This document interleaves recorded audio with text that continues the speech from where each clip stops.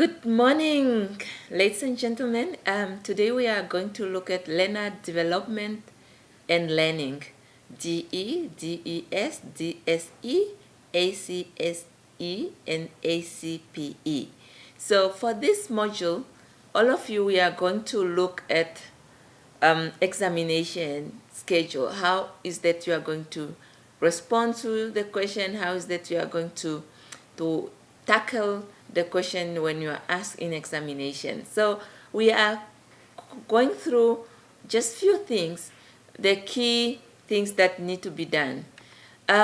For the discussion for this, we are going to discuss the main points that need special focus. What I mean, I'm not saying you should not pay attention to other activities, you should not pay attention to other things that are not going to be mentioned here, but I'm only going to say these are what you need to focus more on.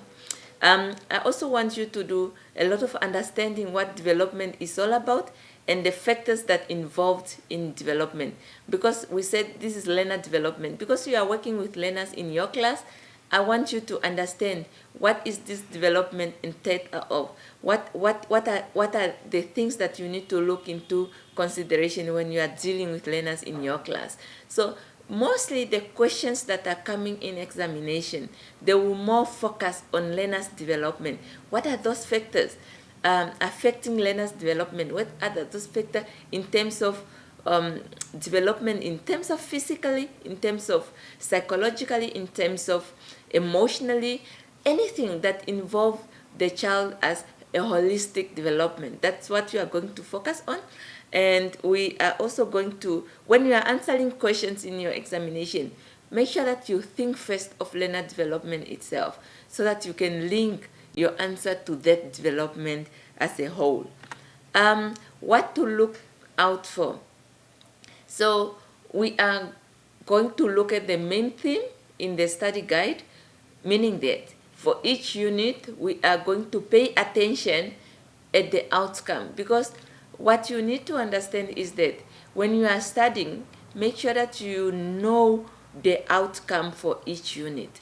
So after reading that unit, you go back to the outcome of the unit and understand, did I really get this outcome for this unit? Is it clear with me?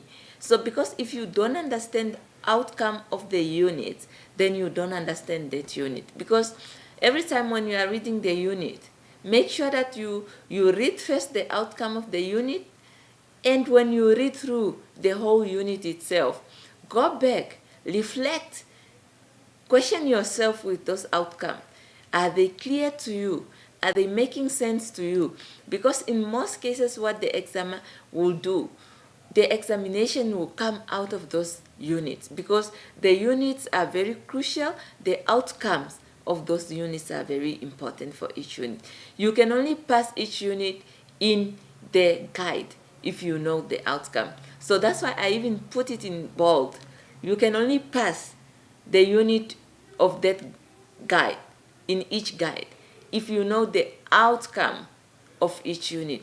So I also want you to understand the questions, because in most cases you don't pass because you do not know, but you don't get the answer because you don't understand the question.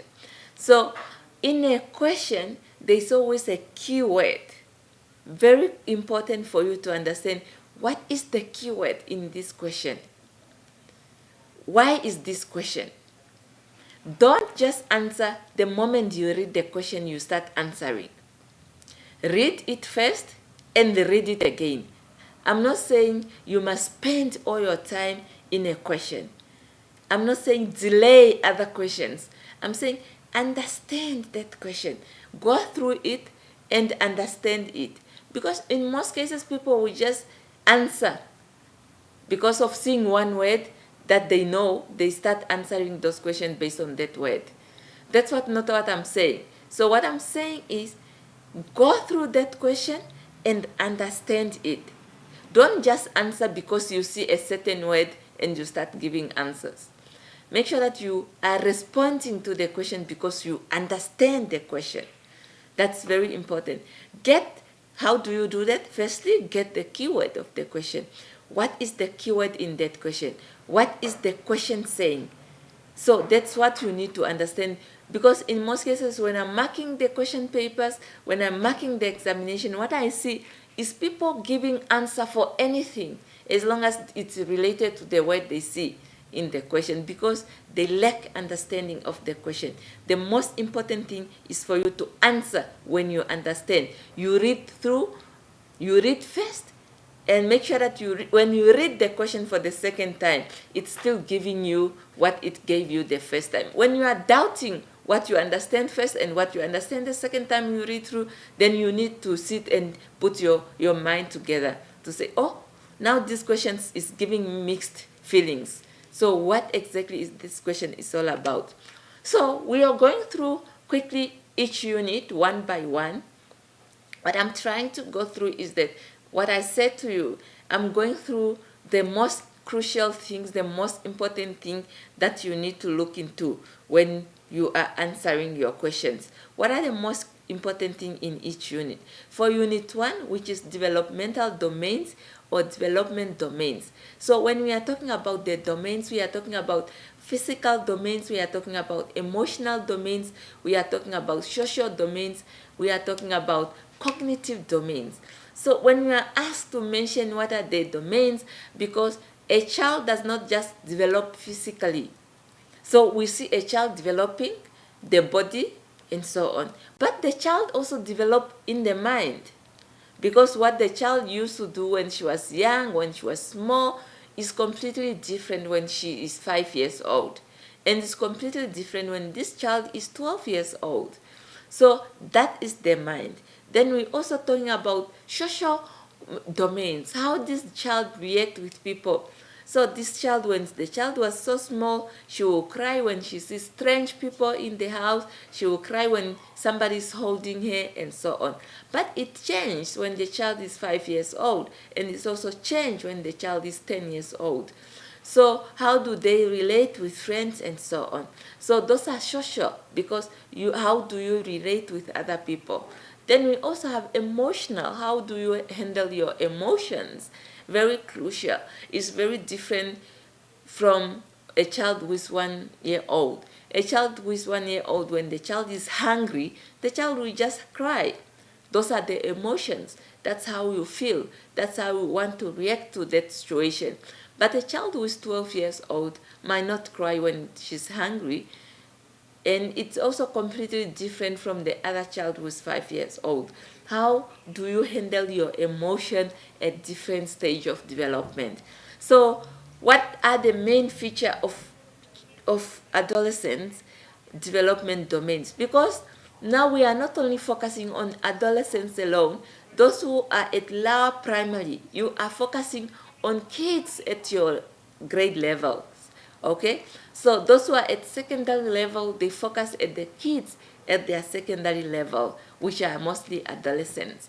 And those who are at junior and senior and so on, not secondary school, they focus at their age of the kids that they are teaching. So make sure that you focus on the group that you are teaching. So what are the features of adolescents development domains? What are they? So we say they are physical, emotional, social, cognitive, and so on. So you need to understand those features, and you link them at the age of the kids that you are teaching at your school, or at the age of kids that you are being trained for. Some of you might not be teachers right now, but you are trained to teach kids or children of different age. So I want you to focus on those children. And what are the factors impacting on development of learners? So what we said, we mentioned that we have physical, we have emotional, we have all type of development. So, and those developments are being affected by different things. So what are the factors that impact on development? What is that? And factors can be negative, and factors can be positive. That's why I said can be easy or can be difficult. Can those factors, for example, if a child is exposed to books, it can be good for cognitive development. But if a child is exposed to alcohol abuse and so on, it can be bad for cognitive development, isn't it? So what factors that you are going to pinpoint out, you need to either make them positive factors or negative factors. But I'm not saying you should only focus on positive points. You can also check on factors that can contribute to negative. For example, if you are talking about how does alcohol abuse in a family can also affect development of a child. Maybe there's no food in the house because the parents are not buying food anymore. And those are factors. Or if the mother is a single mother struggling, or these kids are living in a shack somewhere, there's no electricity, there's no running water, how does it affect physical development? How does it, if the child gets sick, if the child, something happened to the child because of lack of basic needs? So you need to understand, as I said, this factor can be positive factor or can be negative factor toward the child development. So let's say the child doesn't socialize with other people because maybe the parents are very strict and the child is forever locked in the house. So how does it impact the social development of this child? So I want you to sit down and reflect. So reflect on those factors and how do they impact on each domain. So for each domain, we are saying physical domain, cognitive domain, social domain, psychological domains, and so on. How does each factor? So you can bring it in as a positive or a negative. Okay? I hope we are together. Because I say a factor can be a negative factor or a positive one. A positive one is the one that will contribute positively. It's good. And a negative one is that contribute in a negative way. It affects the child in a negative way. Then we also look at to discuss the symptoms of physical, emotional, and sexual abuse. So as a teacher in your class, how would you determine that this child is physically abused? What are the signs? When you are talking about the symptoms, we are talking about the signs. For example, a physical one, the child having difficulty to sit down. No, sometimes you just see this child in your class. She just wants to be standing. Miss, I don't like sitting. So today the child doesn't like sitting. Tomorrow the child saying the same thing, and so on. So you are, as a teacher, you are observing this. Or maybe this child is walking with difficulties. Or maybe this child looks so dirty. Those are some of the signs of physical abuse. Then we go to emotional abuse. So we look at the child who is sometimes, let's say the child is withdrawn. The child doesn't want to be with other kids. The child sometimes is aggressive. The child is sometimes just want to be alone in her corner. Sometimes the child, you didn't say anything in a class, then the child will just start crying. So those are some of the signs that you can pick up and say, something is not right with this Sarah. So I need to sit with her. Maybe she will tell me something. And we can also talk about sexual abuse. This child maybe sometimes is playing with other kids and want to touch them at their private parties. This child is having those magazines which are of pornographic ways. Or this child, I'm talking about stories which are of overage. So this child talking about sexual things and so on. And for some kids, they just end up being dirty, withdrawn. They don't want to go back home after school.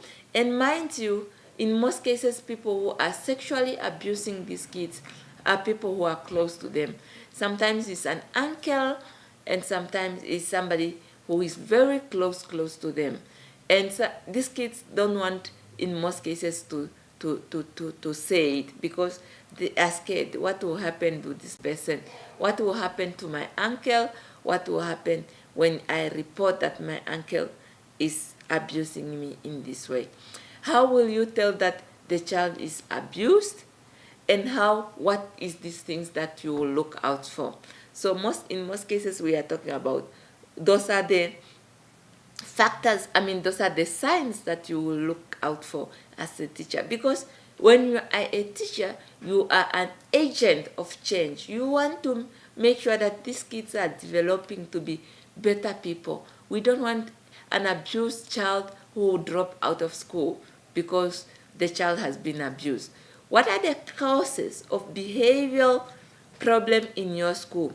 I also want you, because behavior is another problem that is happening in most school, behavioral problems. It's one of the problems that is happening in most of the schools. Teachers are struggling. Teachers are saying teaching profession is completely different now. They don't want to be there anymore. These kids are behaving badly. Parents are coming to school also behaving badly. So in your school, in your community, what caused these problems? Why are the kids behaving in such a way?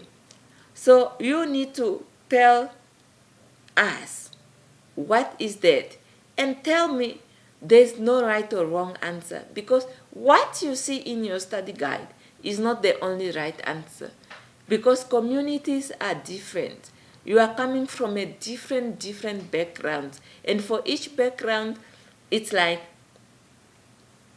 their setup, their problems are completely different. From Kara's problems are different from Kavango West problems, and Kavango West problems are different from Kunene or Omsati region. So I expect you to tell me more of what are the causes of behavior problem in your area. Is it overcrowded classrooms? Maybe teachers are unable to control. Is it untrained teachers who are also unable to control these classrooms? Or maybe the curriculum does not interest the learners in the class. Or maybe parents are also the contributing factors. Or what exactly is that making these kids to behave in a bad way? Or is it bullying at school, for example? Or is it alcohol abuse at school, for example? So it's all up to you to identify the causes in your school setup. So after identifying, I expect you as a teacher, you tell us, how do you handle it? So for some questions, we'll give you those two follow-up, like identify, talk about what are the causes, and talk about how do you handle it. But in some cases, it will only say talk about the causes. So, but if it's giving you both, make sure that you talk about the causes and how do you handle it.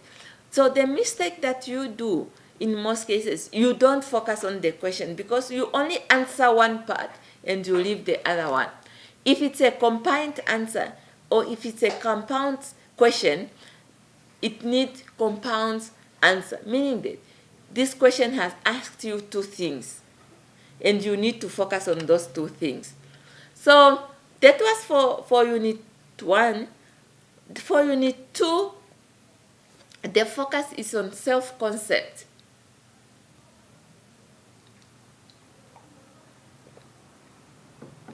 The focus is on self-concept. I want you to define, to understand what discipline at school level is all about. Why do we need children or learners in our classrooms to be disciplined? Why is it important? But you only need to understand that they need to be disciplined if you know what discipline is all about. You need to define what is discipline all about. What is the definition of discipline? how to create positive self-concept. So because these kids sometimes coming to your school, in your own classrooms, are coming from broken families, okay? They are coming from broken past. These kids have low self-esteem. We don't expect when teachers are disciplining these kids to break them down again. Some teacher will call the child in front of everyone. Look at this one, this misbehaved one. Carry the table for 20 minutes. We will discipline you and what, and so on. We don't want you to do that. We want you to discipline a child, and when a child is being disciplined, is learning that what I'm doing is wrong, what I'm doing is not right, and next time I must do this. Because when you are disciplining this child in front of everyone, the child will just be rebellious. Because they also want to show you who is powerful. But if you just like, okay, after a lesson, we have a break, I'll call Tommy. Tommy, come quickly. I want to see you. I want to send you at the tuck shop. You start small conversation with this child. Come, I want to send you to the tuck shop. I have been observing that every time the teacher is saying something, you will just shout. Do you perhaps want to talk about it? Or maybe you get irritated by the teacher? Or how do you want the teacher to do things? This child maybe will just say, no, miss, I just want to get attention from the teacher because at home nobody loves me, and so on. Then you hear the story of this child. So that's why when you are disciplining these kids, discipline them without hating them. Because in most cases, they are indisciplined because they are hurt. They are suffering from something. Until you discover what hurts them, then you can help them. How to help learner create positive outlook at life. As a teacher, you want this child who was so ill-disciplined to become a better person. How do they look at life? Because in most cases, all of us look at life is negative. I don't like life. Life is becoming hard. We have financial problems. We have our own social problems. We have all these problems going on in our life. But we want this difficulty. We need to turn them into positivity. We need to look at life that it means something. How do we discipline learners without hurting them? So I want you to look at that point. How do you discipline them without making sure that you are taking them their self-worth away? They will still be kids. They will still be learners. They will still be children in our class. We don't want you to just beat them. We don't want you to give them this punishment. Go home for a week. Are they learning at home? At home, they will just become difficult people. They will just be in the street. They will just be there doing this and that. They are not becoming better by expelling them. They are not becoming better by beating them. They are not becoming better by embarrassing them in front of others. They are not becoming better by shaming them. But they are becoming better by helping them to become better. You help them as a teacher. Have that heart where after 20 years, this child will look back and say, it's because of that teacher I am who I am today. It's because of Miss Loka, because I am an engineer today. It's because of Miss Salmi that I'm a medical doctor today. So they need to reflect back and look at you as somebody who have done so much in their lives. But in most cases, it's through disciplining them. I'm not saying kids must not be disciplined. What I'm saying, have a way of disciplining them and making them feel better about themselves. How do you discipline learners in your classrooms? Very important. You need to look at that.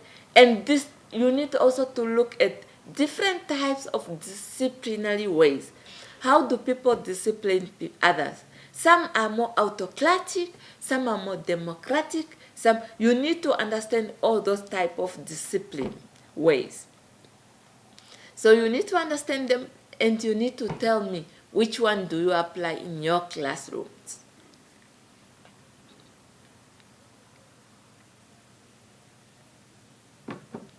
Okay? So those types like authoritarians, democratic one, you need to understand them. Which one is which? And which one do you think will make your class a better class?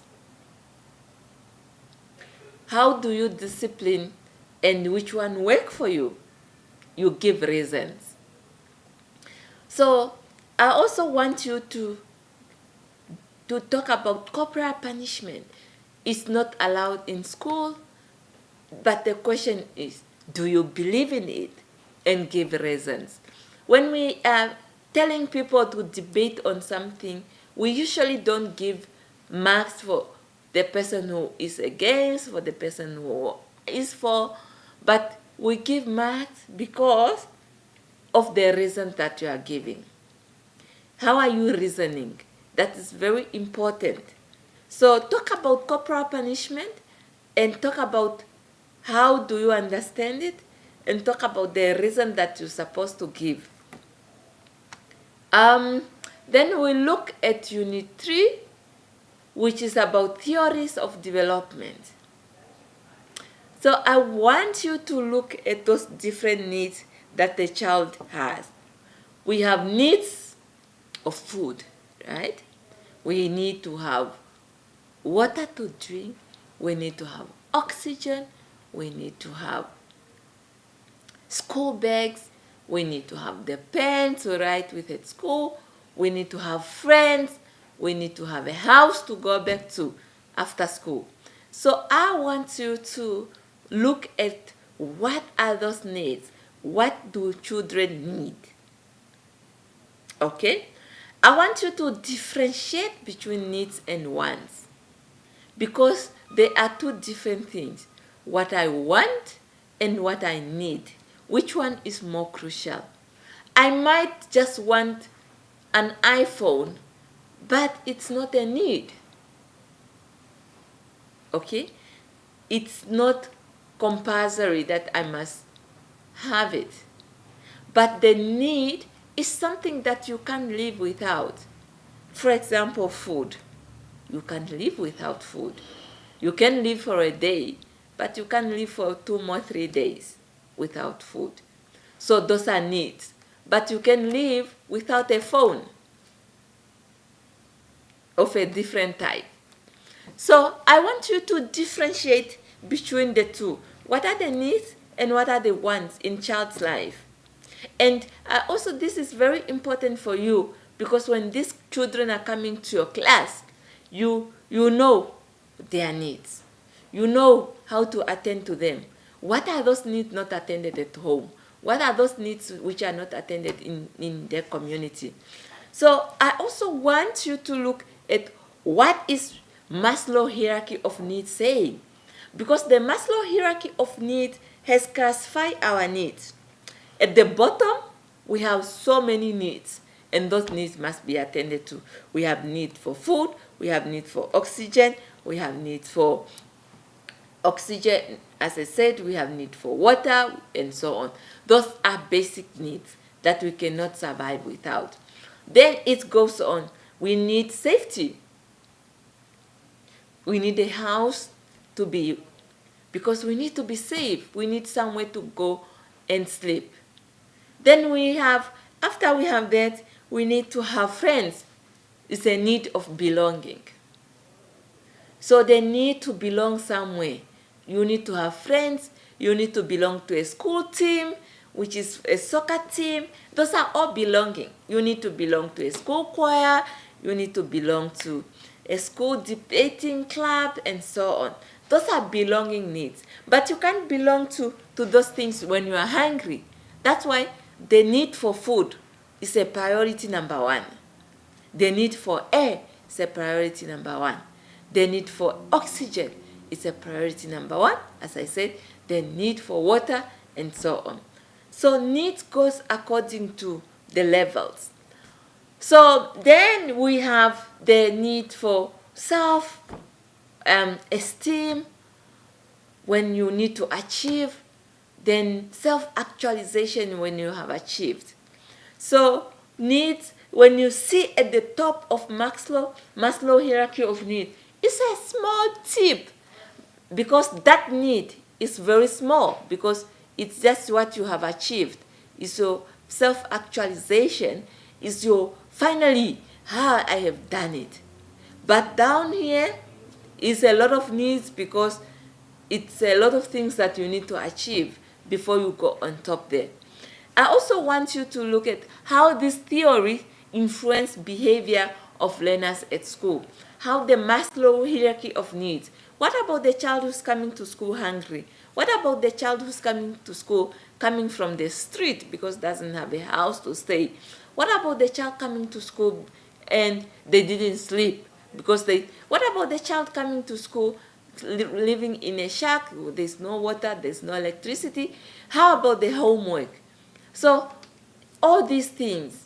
What about the child who is coming from a very abusive family? The father is beating the mother all the time. So how does it affect the child at school? So those are the things that you need to look into. I also want you to look at how do you support a gifted learner at your school? How do you support a gifted child in your classrooms? So a gifted child, in most cases, is that this child is extremely gifted, and we don't even pay attention. We just say, oh, Aina, you are very smart. Come sit here. You don't need to listen to that. But this child also got needs. When this child is knowing everything that you are teaching, how do you support this child? Number one, firstly, you need to identify them. How do you identify a gifted child in your class? In most cases, this child will know everything. When you are teaching, no teacher, it's not like that. It's like I read in a book what, and it say what, and what. This child is very gifted. Critically thinking. This child will go on and debate with others. They will finish fast. They have very good vocabulary. They have a lot of terms that they use. They are critical thinkers and so on. They just don't have yes for answers. They will always give more. So when you identify them, how do you support them? In most cases, what they need enrichment activities. So give them project to do. Give them something that is challenging their minds. Because if you don't challenge their minds, they will just be sitting in a class. They will become bored. They will become starting making a lot of noise, and so on and so on. So it's very important that we identify these kids and see how best we can support them. So we give them enrichment activity. We tell them what to do. We tell them do this project. Sometimes we allow them to do peer tutor to others. So we allow them to help others with the activity that they are doing in their classrooms. So we also have Unit 4, keeping learners focused. So as a teacher in your classroom, you need this learner to be focused. How do you keep them focused? So you need to keep this learner focused in a way that they are not disturbing others, that they are paying attention. How do you support their attention skills? So it's very important. Sometimes you need to have visual materials, because sometimes it's just too boring. The teacher is just there in front talking. Monday to Friday, the teacher is just talking. And these learners are just in the class, sleeping, and so on. So as a teacher, you need to see, how best do I catch their attention? What type of activity must I engage them so that they can pay more attention? You need to differentiate as well between the long and short-term memory, because we have short-term memory and we have long-term memory. You need to differentiate between the two. For a short-term memory, something that I can't even remember, I heard about it 10 minutes ago and I can't remember because I did not process it. It didn't pay attention to me. So, but for a long-term memory, it's like, even now, at your age, you can still remember things that happened in your childhood, things that happened when you were 5 years old, things that happened when you were 10 years old. Those are things that you have processed in a long term. As a teacher, you want kids not only to process information in your classrooms in a short-term memory, you want them to process them in a long-term memory, because they need to remember it. They don't need to remember it for examination only. They need to remember it to use it for future. We don't teach just for learners to remember for examination. We teach them for life. We teach them so that they can be good citizens. They can remember things, they can apply them to their daily life. What makes learning difficult? I want also you to look, what are the barriers? What are the things that make learning difficult? Like overcrowded classrooms, teachers are not trained, sometimes learners' behavior, sometimes teachers' behavior, and so on. Those are things that make teaching difficult, learning difficult. And sometimes some schools don't even have classrooms. Teachers, learners that are being taught under the trees and so on. So relate those barriers to what is happening in your community. Maybe sometimes parents are also not involved, which make learning difficult as well.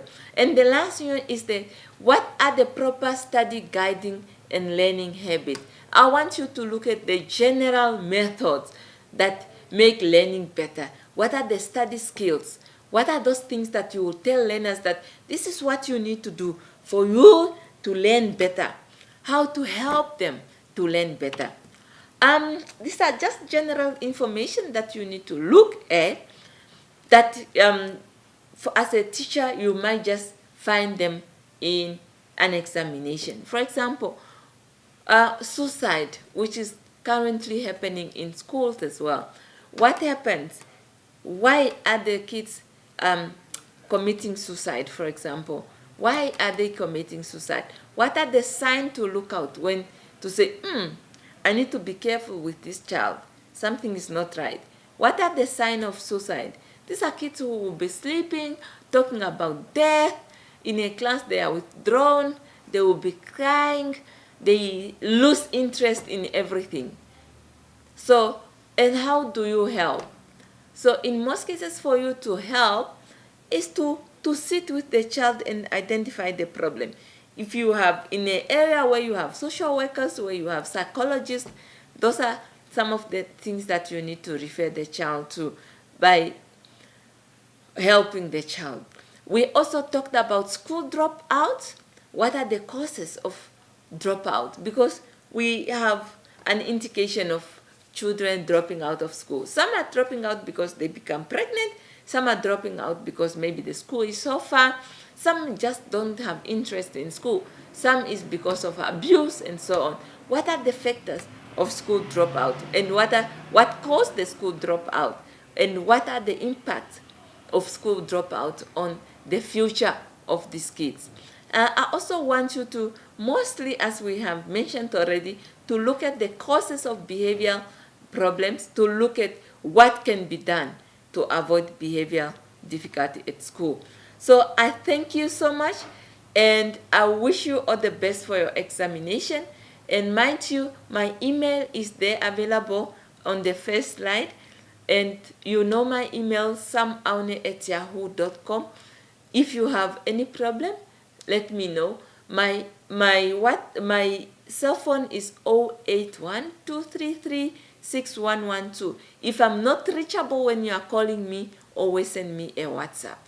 In some cases, I'm not reachable perhaps, but my WhatsApp is always available. So send me a WhatsApp text if you can't get hold of me via the call. Then I'll call you back. So I wish you all the best for your examination, and the most important thing is for you to focus on the question, for you to understand the keyword, and for you to be relaxed and make sure that you are answering what is being asked for. Thank you so much, and all the best for your examination, and I wish you a blessed holiday. God bless you.